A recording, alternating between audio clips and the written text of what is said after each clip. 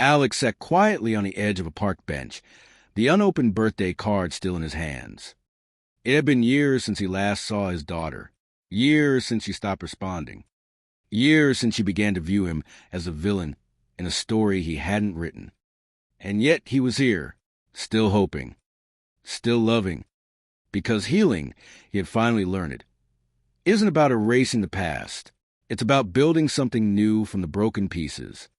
Healing began the moment Alex stopped pretending he wasn't hurt, the moment he faced the reality that parental alienation had robbed him and his daughter of something sacred.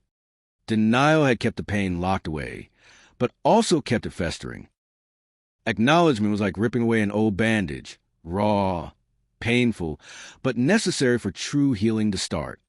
Alienated children and targeted parents must recognize the manipulation for what it was, not love, but control. Alex knew now that reconciliation wasn't a sprint. It was a marathon, paved with patience, understanding, and love without strings attached. He didn't demand explanations.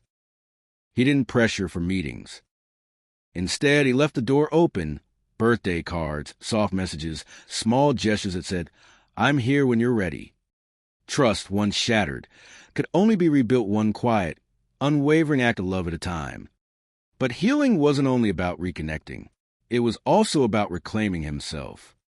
Alex had to grieve the milestones he missed, the graduations, the inside jokes never shared, the quiet moments lost in manipulation. Set boundaries to protect himself from the old, toxic dynamics that once defined his life. Rebuild his self-worth, slowly rediscovering who he was beyond the labels and lies painted by others. Accept setbacks, the bad days, the waves of anger and sadness, without letting them define him. Healing, he realized, wasn't linear, but it was real. Meanwhile, on the other side of the silence, there were stories like Emily's. Emily was 29 when she finally saw through the narrative she had been fed. The realization was gutting. The anger she carried wasn't her own.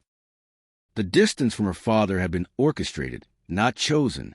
Healing for Emily meant acknowledging the manipulation without drowning in guilt, confronting the truth gently in therapy and through hard, painful reflection, seeking connection where it was possible, reaching out, testing the waters of relationship cautiously, without expectation, rebuilding her identity from the inside out, not from the lies she had been given as a child. For both Alex and Emily, the key was the same: forgiveness without forgetting, love without illusions. Healing sometimes needed help. Therapists specializing in alienation and family trauma. Reunification programs offering structured, safe paths back to connection. Support groups where the hidden wounds could be named, seen, and understood by others who knew. Recovery wasn't about pretending it hadn't happened. It was about making sure the abuse didn't get the final word. Parental alienation wounds deeply, but it doesn't get to define your story. Healing begins in small, brave steps. A card mailed without expectation. A boundary drawn without guilt. A truth spoken into the silence. By choosing healing, you are not just surviving. You are breaking the cycle. For yourself, for your children, and for every generation that comes after. The past may explain you, but it does not have to contain you.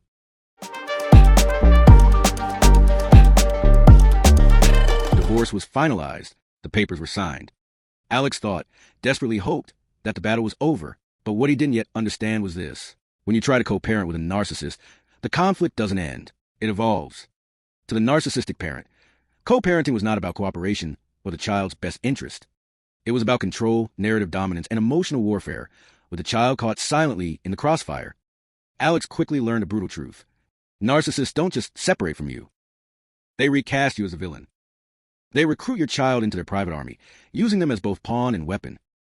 Every missed call, every cold shoulder, every subtle sigh or critical comment from his child. These weren't random growing pains. They were symptoms of an ongoing campaign, slow, invisible, and devastating. The tactics were subtle at first. Doubt planting. I wonder if your dad really cares about you the way he says he does. Victim mentality.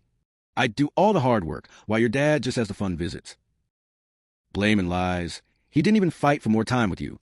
He's probably late with child support again, but don't worry, sweetie. I'll take care of it.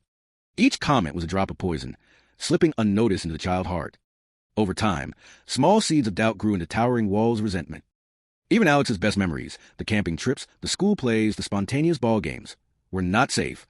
Behind closed doors, they were rewritten, twisted into stories of irresponsibility, painted as selfish indulgences, weaponized against the very relationship they once celebrated.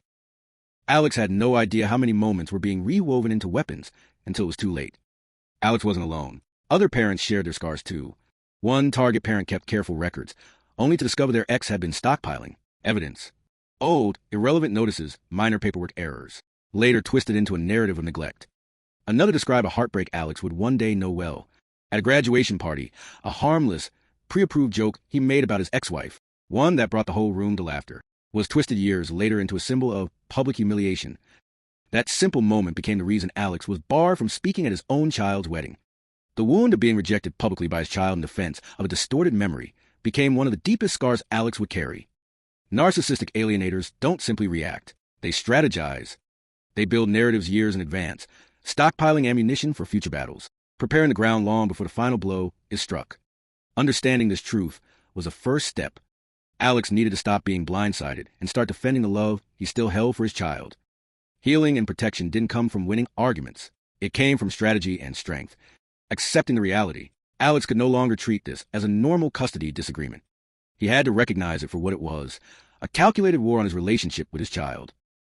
Documenting everything, quietly, meticulously, recording behaviors, saving emails, chronicling alienating acts, staying emotionally steady, refusing to give the narcissist the explosions they crave to validate their lies. Rebuilding trust slowly, through small, consistent acts of unconditional love, through affirmations, not accusations.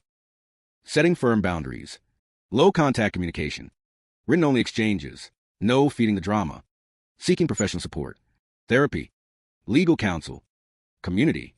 Alex wasn't alone, but he had to find allies who understood the terrain. Alex didn't expect overnight miracles. He didn't expect applause or even understanding. But he understood this now. Every birthday card mailed without a reply. Every calm goodbye after a strained visit zero. Every patient reminder of unconditional love. These were seeds, planted silently, watered by hope, waiting for the day his child might see through the lies and come searching for the truth. You may not see the results today or tomorrow, but every moment you remain steady, loving and true to yourself, even in silence, even in heartbreak, you are planting seeds. When the lies collapse, when the fog lifts, your child will know exactly where to find you, right where you have always been, with open arms and an open heart.